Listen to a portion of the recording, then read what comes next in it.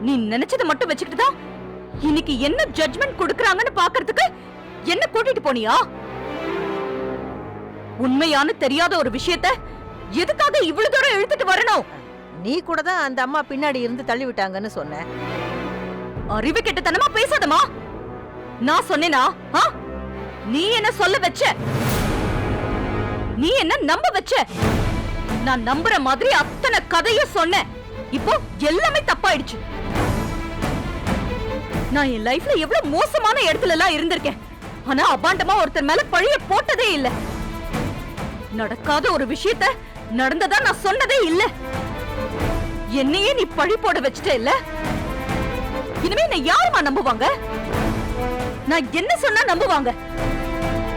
சரி, இது எல்லாத்தையுமே விடு. நமக்கு இப்படி ஒரு அசிங்கம் தேவையா?